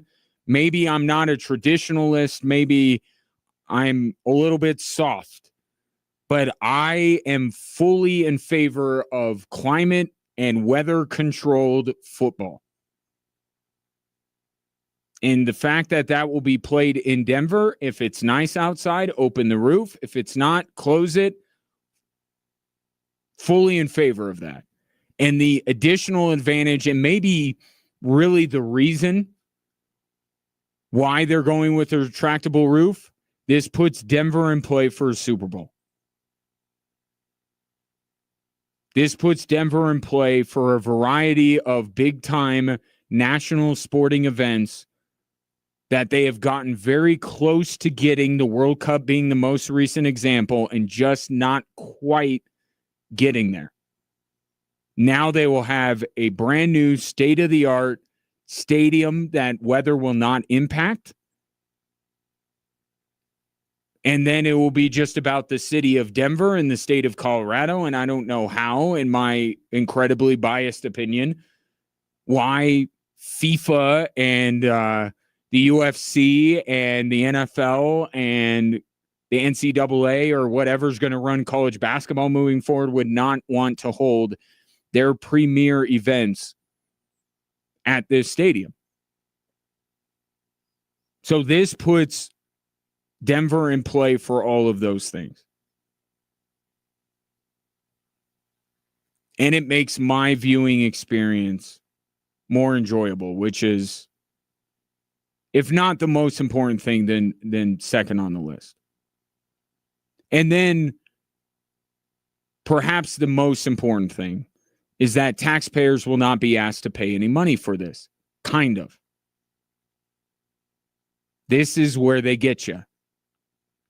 Taxes will not be raised in order to pay for the stadium like they were when Empower Field was built. And I think that that's the way our world has, or our country has gone. And I think it's the right move because these are uber billionaires build the stadium yourself and we'll fill it up on Sundays. Okay, that's the social contract that we're in. Don't raise our taxes to fund a stadium that you could legitimately pay for yourself several times over. So the Penners are doing it the right way in that regard. They're building it themselves. So good on them. But they're going to ask you for money, and it's in the form of a personal seat license. The Raiders use this to offset some of the costs. Kroenke did this. They won't raise taxes, which is good because you're not roping in people who couldn't care less about the Broncos and making them subsidize this stadium. But if you are a Broncos fan, you are going to be asked to pay money to help build this stadium. It's going to happen whether you do or not, but they'll come to you with these personal seat licenses and they'll say you want one. And it's kind of it's not a scam. It's just quite the racket that I have to pay for the right to then pay much more money for a season ticket. But these people aren't billionaires, and the NFL is not $100 billion, whatever, however much money that league generates or is worth. They're not that for nothing. They will get the money that they need to help offset their costs one way or another. But they're doing it the right way, doing it the more acceptable way, not raising taxes, building it themselves, and they will hound you to purchase a PSL. So to me, this is all good. Checks every box, no taxpayer money, retractable roof, stays in the city limits of Denver. Another, I was going to say home run, I guess in this case, another touchdown for no, that just sounds stupid. Another great piece of business by the new owners of the Denver Broncos. Again, 2031 is the proposed date for that to open. Who knows what the NFL and what the Broncos are going to look like then, but 2031. Story number 2, I do have audio, and it's Broncos-related audio for story number 2. Both times I thought, I had decent vision, just, was it 50-50 that didn't go our way? Probably, shouldn't have thrown both of them. And, it's you live and you learn, and sometimes you can be a little too aggressive, and I was too aggressive. That was Bo Nix after his 2 interception plus a fumble performance on Sunday against the Tennessee Titans. And sitting here 48 plus hours removed from the game, it's not those mistakes on their own that sticks with me and should be concerning to you as a Broncos fan. It's what are those a byproduct of? Because the most troubling thing I saw on Sunday from Bo Nix was the lack of maturity in the face of adversity. Right? Showing up a receiver, getting into it with the defensive player. It looked like Bo Nix was rattled. And young mistakes can happen, but when you're the quarterback, even a young one, they can't be mistakes out of frustration. You can't compound your previous mistake and make another one because you're angry about the first one. It just seemed like Bo Nix was completely off of his game. And it wasn't, he says it's aggressive. Why was he being so aggressive? Was it because he was frustrated? Because if that's what's behind these interceptions, that needs to stop. You got to be cool, calm, composed. J.J. McCarthy last night in his first NFL start throws a pick 6. Was down double digits. Look calm. Look cool. Look collected. Led the Vikings on 3 consecutive scoring drives to come back and win that game last night. That's what you expect from your quarterback. Not that he's going to get mad about the last interception and throw another one. So I would like to test if we get a more calm Bo Nix on Sunday against the Colts. A little less talking, a little bit less gesturing. If we see that, I have a theory that the turnovers won't be in as abundant supply as they were on Sunday. It's a working theory that I have. And we'll see if that turns out to be the case on Sunday against the Indianapolis Colts. And now story number 3, still on the quarterbacking topic, but a different kind of quarterback. Here's story number 3. I'm not confirming nothing to y'all. Y'all know that. We ain't like that. We good. We have capable guys. Staub has been doing a phenomenal job doing and getting the majority of the reps, but I haven't made that assessment and decision yet. Kind of seems like Ryan Staub is going to start on Saturday or Friday, right? It's a Friday game for the Buffs this week against Houston. And that was reported by Pete Thamel. Ryan Staub came in to everybody's surprise. Just the fact that he was in there was surprising. And then he clearly was the best quarterback for the Buffs. But I still wonder whether it's Staub or Julian Lewis, is Deion Sanders pulling the ripcord too soon? And I get it. Caden Salter was not impressive against Georgia Tech, and he wasn't that impressive against Delaware either. But Delaware was a game that even with the way that Caden Salter was playing, it didn't look like Delaware was ever going to win that football game. So wouldn't it have been better just to try and see it through with Caden Salter and see if he could work on some of that stuff? Because you committed to him as your starting quarterback. He was the starting quarterback all along. You brought him in to be your starting quarterback. You didn't bring him in to compete with Ryan Staub. You brought him in to be the starter. Ryan Staub was an afterthought.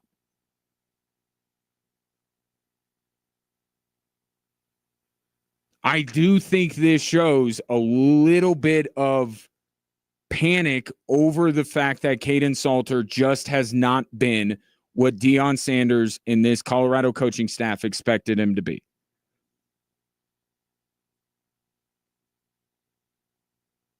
And if they do go Ryan Staub, it'll be interesting to see on Saturday because Houston is in a different league than Delaware is. That's a different stage. That is a much more important football game. Is Ryan Staub up to that? We'll find out. But this shows that the Colorado Buffaloes had a plan going into the season. They got punched in the mouth, and now this is their response to change their quarterback. I don't think it's the best reaction. But we are quite results oriented, right? If Ryan Staub balls out against Houston, then the question becomes, why wasn't this Ryan Staub's job the whole time? But yeah, this is a little panicky. This move, this is pulling the ripcord here, as the Buff season has not started through 2 weeks the way that I think Deion Sanders envisioned it to. Take your thoughts on the 3 stories that are driving the show. 719-247-1313. Coming up next, let's open it up to the entire week 1 across the NFL. You want to talk Broncos, Titans? I'm definitely here for it. But how about everything else? A lot went on week 1 in the National Football League. Some of my takeaways and hopefully yours coming up next.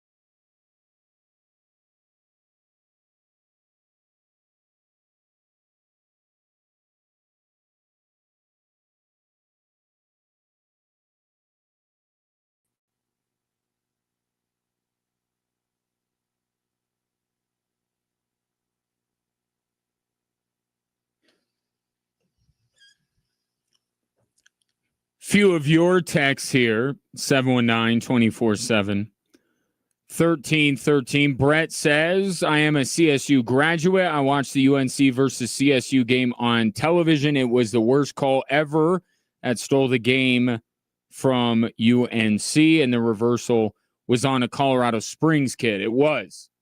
Kid that caught the touchdown for the Bears from here. Yeah, it was horrendous. It was so bad. The Bears got absolutely robbed. But I think that most people, I mean, it doesn't do UNC any good, but I think most people are looking at this when it comes to Jay Norvell and this Rams team, that was basically a loss. Doesn't count as a loss, but it's a loss. And they're reacting as such. I've seen bench Braden Fowler Nicolosi being thrown out around. I don't think that's a good idea. Again, using the same logic I'm using with CU, it would be an absolute panic move if Jay Norvell was to bench BFN moving forward. But, and it's not to say that he's not without. And it's the same thing with Kane Salter. Like, I know it's Kane Salter's first year at CU, but the guy's been playing college football for a few years. It's not to say that those two have been anything less than disappointing or anything more than disappointing, depending on the way you look at it. Like, Nicolosi has to be better. Absolutely. But benching him week 3, that would be... I don't think that would be the right call. Jalen Carter receiving a fine in addition to being kicked out of the Thursday night opener. No punishment for Dak Prescott. I think that is wrong.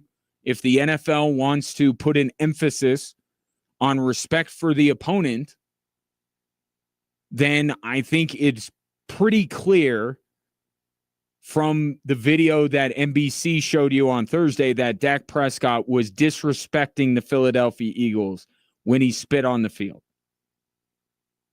That was a disrespectful act.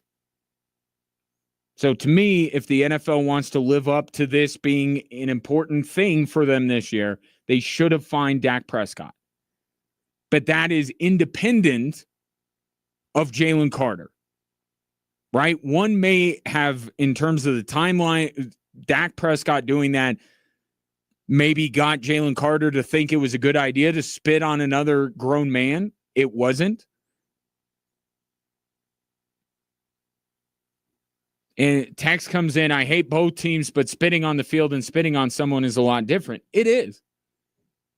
Right? I'm not excusing Jalen Carter. I'm not saying that he was provoked. I'm not saying that Dak Prescott baited him. He deserved to be kicked out of the game. He deserved to be fined. What he did was worse than what Dak Prescott did. But the lack of acknowledgement of what Dak Prescott did when supposedly, and the only reason I'm bringing this up is because of what Maria Taylor said during I think it was during the Lightning delay, or maybe it was in the postgame, about how the NFL is putting an emphasis on respect for the opponent. And I see clear video evidence of a player being disrespectful to the opponent. So it's not, you almost got to kind of, I know they happened in succession, but you got to kind of separate them. Jalen Carter was punished rightly. What he did was way worse than what Dak Prescott did. This is not excusing what Jalen Carter did at all. This is just pointing out that Dak also did something that could be construed as being disrespectful to the opponent, which is supposedly an area of emphasis for the NFL. This text coming in, reaction to week 1 across the National Football League. Dave says, sure was nice to see Russ get tossed around like a rag doll against the Commanders. Brian Dable is already being asked whether Jackson Dart is the starter week 2. 1 week in. That's how it's going for the New York Giants. But it's like, I don't understand with Russell Wilson, how many teams does he have to go to for finally the NFL collectively to say no more? No more. We're not falling for it. Seattle tried to tell us. We didn't listen. Broncos made the trade. Okay?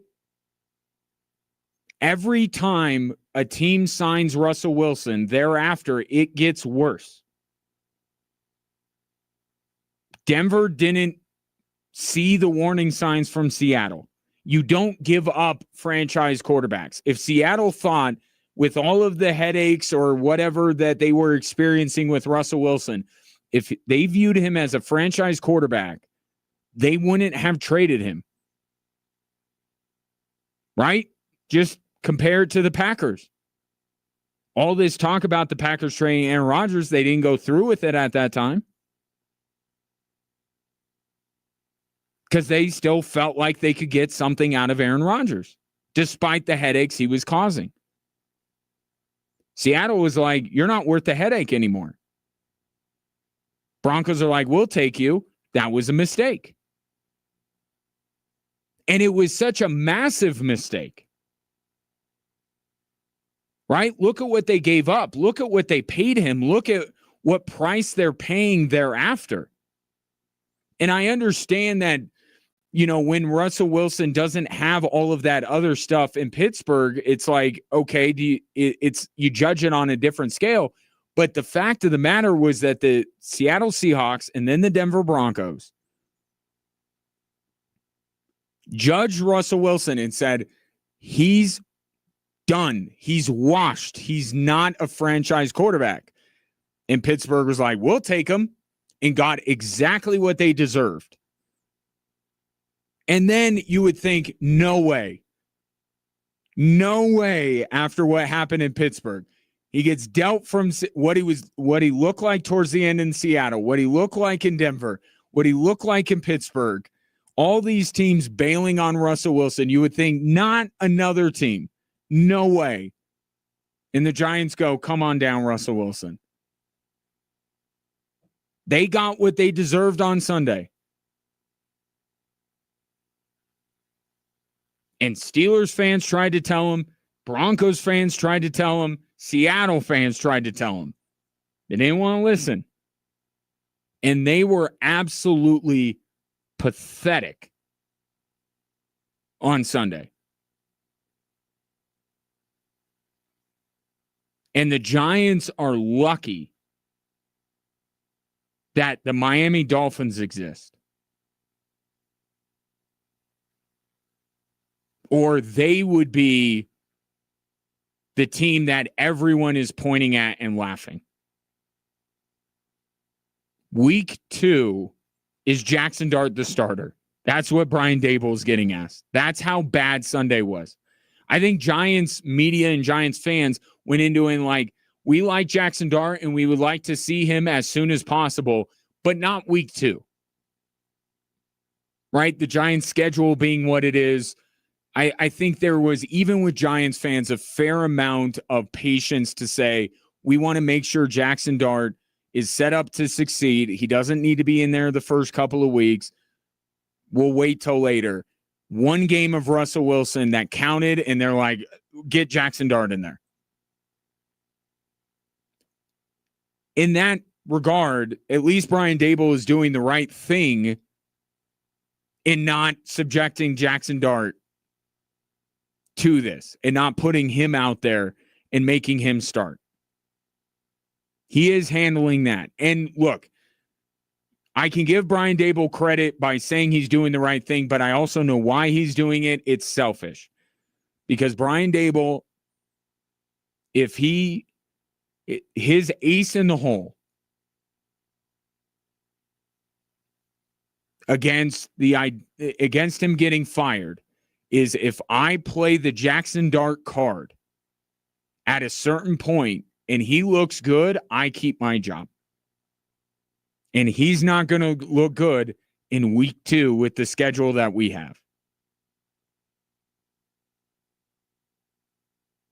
So he's making the right decision, but also it's a bit of self-preservation. If he throws out Jackson Dart right now, I think he'd be set up to fail, and Brian Dable may be out of a job.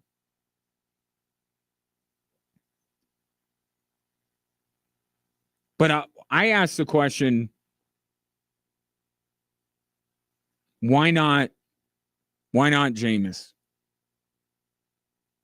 I think it's the same reason why Shane Steichen is starting Daniel Jones, right? The coach doesn't want to deal with the floor. But I think Giants fans would be so entertained by the Jameis Winston experience that they wouldn't be as upset after a week 1 loss as they are right now with Russell Wilson. That's the thing. Jameis Winston is not very good, but he is fun. Russell Wilson is not fun, and he's bad. But Dable doesn't, in a year as delicate as this, he doesn't want one of those, 3 interception Jameis Winston games. Although, what he got out of Russell Wilson, was that any better? It's bad in a different way. Text coming in, Richard Sherman tried to tell. Everyone tried to tell. At every stop, Broncos should have listened to Richard Sherman and Seattle. They didn't, and it cost them dearly. Even at a discounted price, the Steelers should have listened to Sean Payton and the Denver Broncos. They didn't. And you saw what happened. And you just think, like, come on. We're like at fool me 4 times. Who is the shame on when it is fooled 4 times? 3 times, I guess. Broncos were fooled. Then the Steelers were fooled. Now the Giants are fooled. Where's the shame go? I need to know.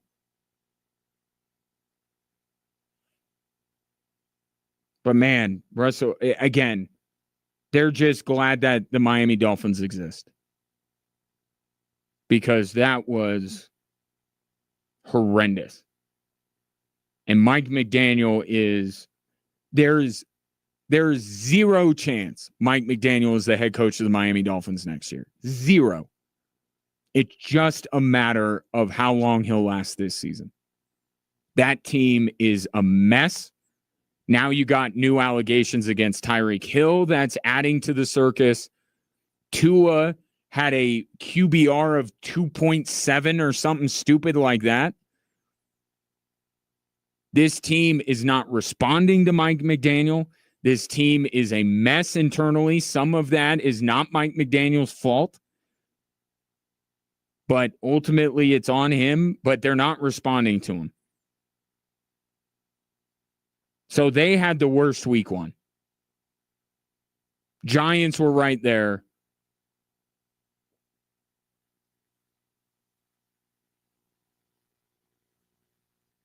And I think my biggest takeaway from week 1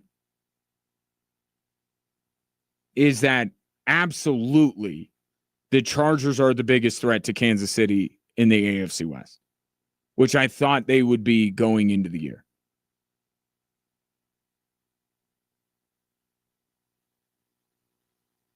People are taking, and it's funny, the Chargers are just one of these teams.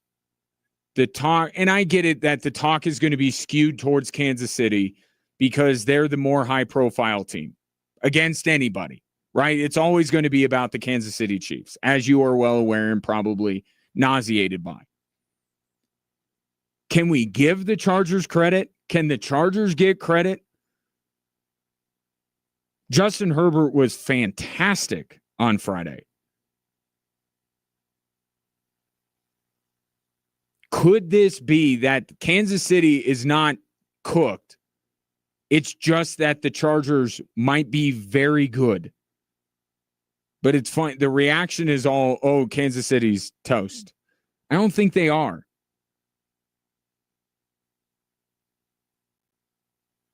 I think that game on Friday was more about the Chargers than it was Kansas City.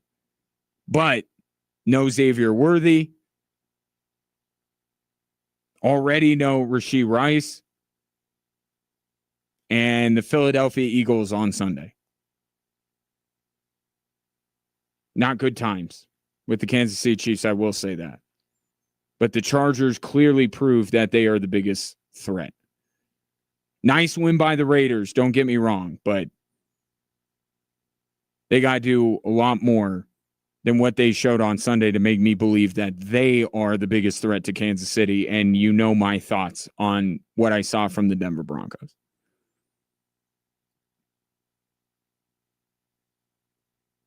Thoughts on week 1 of the NFL season, 719-247-1313. And then you have the game of the year already. Do we just not watch the NFL at all the rest of this season because it can't get any better than Ravens-Bills? Some thoughts on that we didn't get into yesterday. And your thoughts as well, 719-247-1313.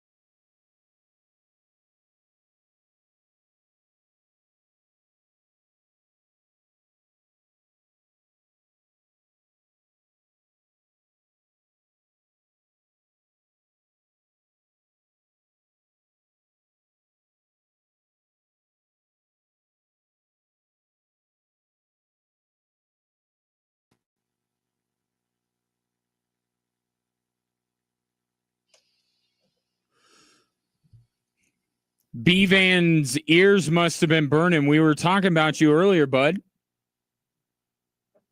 Text in, hey, Ryan, looks like you were right about the CU quarterback situation, and I get a dessert to the cranium. Now, I was talking about this earlier before you jumped aboard. I did say Julian Lewis. Okay? So what I said earlier was I think my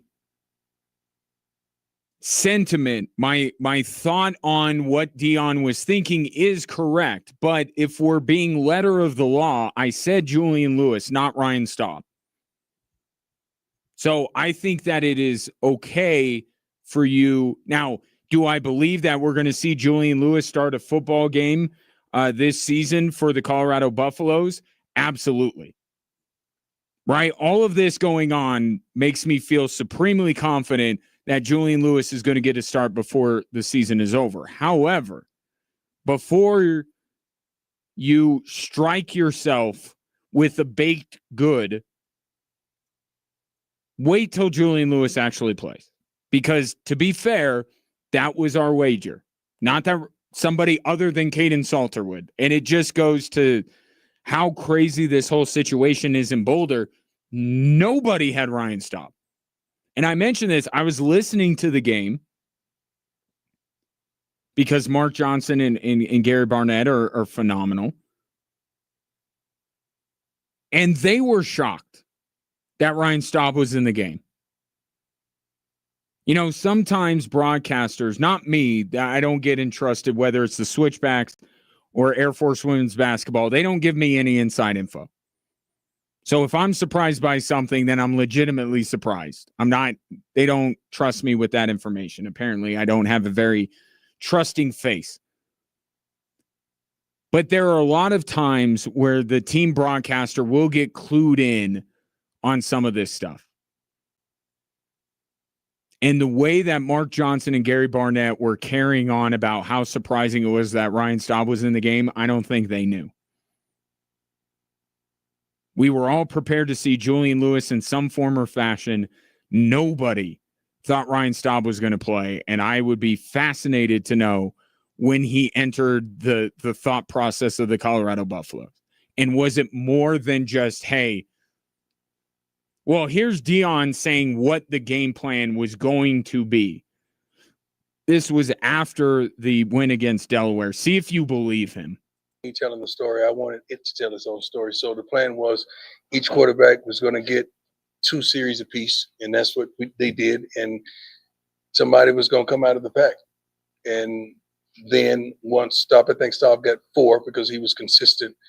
Then I wanted to give the other guys another opportunity. So that's what we did. We went back to the start, and that's how it kind of played out. But I'm proud of all of them, you know. I really am. Yeah, I know exactly how I'm going to handle the quarterback situation. I'm not going to say it, but yeah, I'm not lost for direction.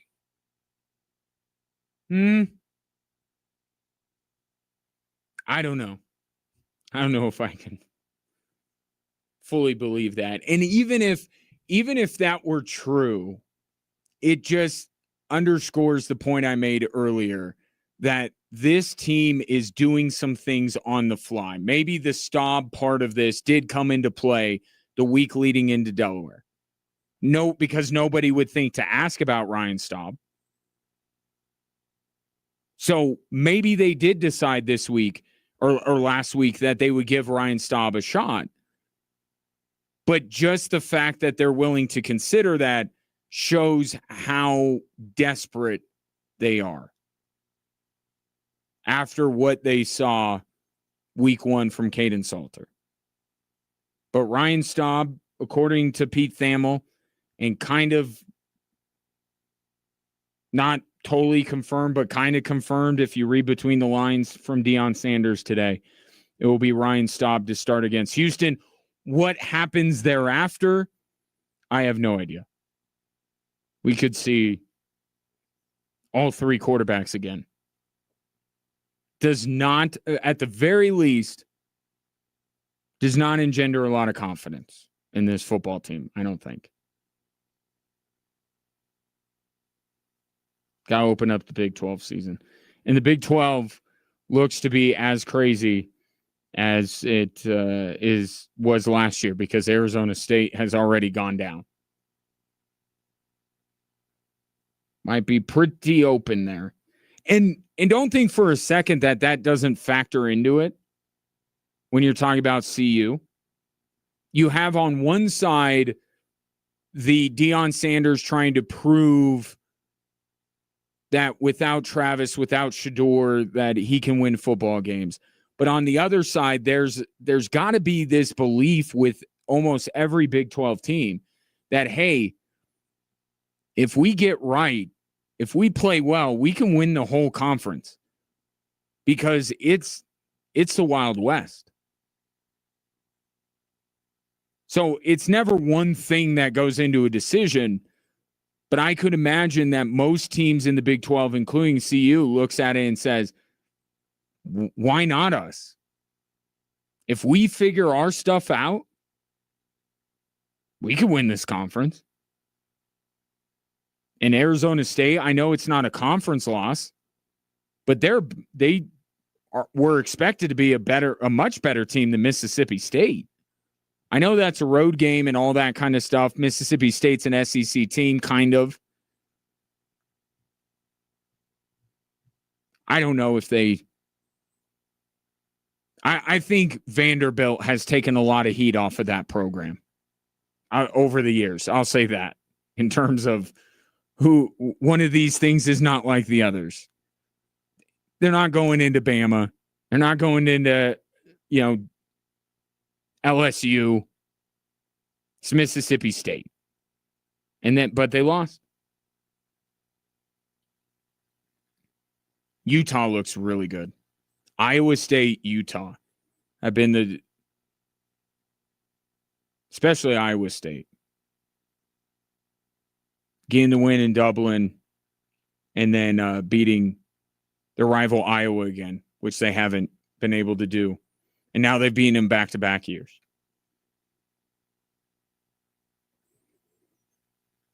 Never a dull moment with the Big 12. That is for sure. Because of a variety of things yesterday, wasn't able to really get into that epic football game we saw on Sunday night between the Ravens and the Bills.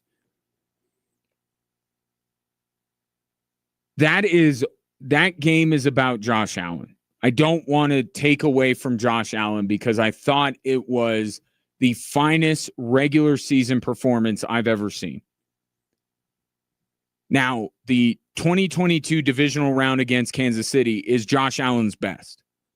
And we know the reason why they lost that football game. It was not Josh Allen. He was spectacular and deserved to win that football game. And given the stakes of that game, given who he's going up against, that's the best I've ever seen from Josh Allen. But when you look at the regular season, what we saw on Sunday has to be his best performance, right? Well over 400 yards of total offense, 4 touchdowns, leads the Bills back from 15 points down in the fourth quarter against, on paper, the best team in the NFL. Top to bottom, Baltimore, most talented, best roster in the National Football League. And that's supposedly a good defense. So that game, the biggest story is Josh Allen, right? And that game should be made about Josh Allen. But there's a secondary story that I'm going to monitor as we move forward through this season.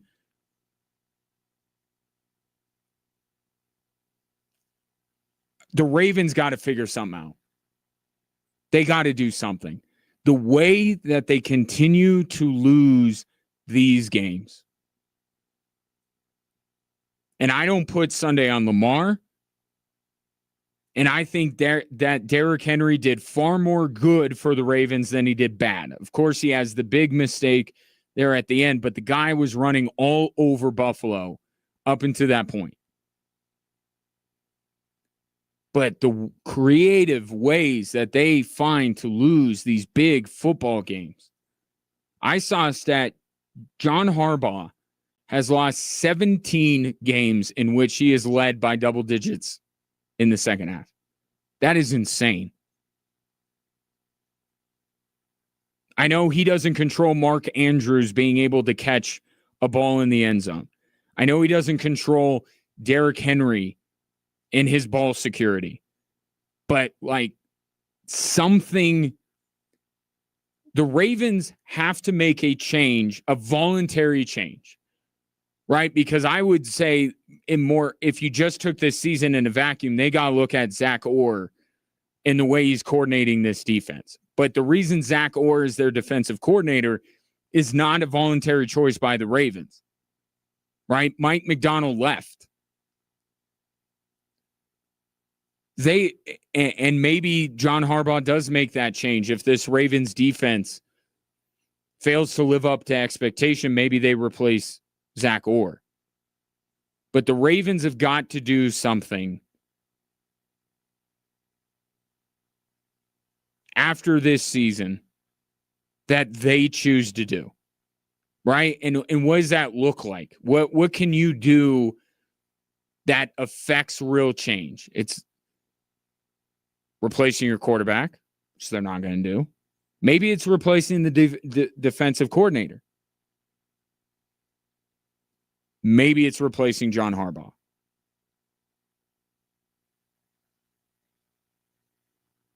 I know, because the question comes up, who are they going to get that's better? I get it. There are not a lot of coaches out there that you can absolutely see being better than John Harbaugh. But like, I don't, maybe it's just they need to hold a very, remember when Sperano, remember when he like buried a football when he was the Raiders coach? Was he the Raiders coach? Like maybe that's what the Ravens need to do. They need to have a very public exorcism, but they got to do something to say we're trying to change, because these new and inventive ways for them to lose big football games. And you really can't. I just think that the criticism of Lamar Jackson is unfair. I do. And Mark Andrews, normally the most sure-handed tight end in football, and Derrick Henry. But it's like there's got to come a point where the Ravens do something proactive to try and turn their luck, if nothing else, around in these games. I'm not to the point where they need to fire John Harbaugh. I think you look at Zach Orr and you say, you got to be better moving forward, buddy. But man, this Ravens team, how many big games are they going to lose? And in different ways, too. It's never the same thing every single game. That was a great game, though. My goodness. What a way to close out, not close out week one. That was last night. But close out the first Sunday of the NFL. Before I go, I'd like to remind you that if you have been thinking about testosterone, or if you've noticed that you're getting older, well, we kind of all notice that, but if you're noticing that you're a little bit more tired, maybe you're lacking the motivation that you used to have, it may not just be aging. It's a physical and mental change to your body, and testosterone can help. Real patients, I've heard from them every day, got my energy back. I'm doing better than ever at work. At the gym, I'm crushing it. I've heard this from patients at Low T Center. And it could work for you. Low T Center and Synergenics have clinics located around town. There's one just down the street from where I'm standing. You go in, you get a simple blood test, 15, 20 minutes. You know if your testosterone levels are low. And if they are, and TRT is right for you, you have the power to choose if you want to be treated in clinic or if you want to receive at-home treatment. Either way, it all starts with that quick test at the center. Quick and easy to get your results. And one thing I do want to let you know, if you do want in-home care, make sure you let the folks at Low T know so they can make the proper accommodations. But the important thing is get in there first. That's what I'm telling you. Get in there to Low T Center, get your levels checked, and it could potentially improve your life because I've heard it from patients before. Book your appointment online, fixmylowt.com. That's fixmylowt.com. That'll do it for this show. If you just can't get enough of me, I will be on KKTV this evening alongside Jessica Mendoza. And then I'll be back in full force tomorrow at 3 o'clock right here on Extra Sports 1300.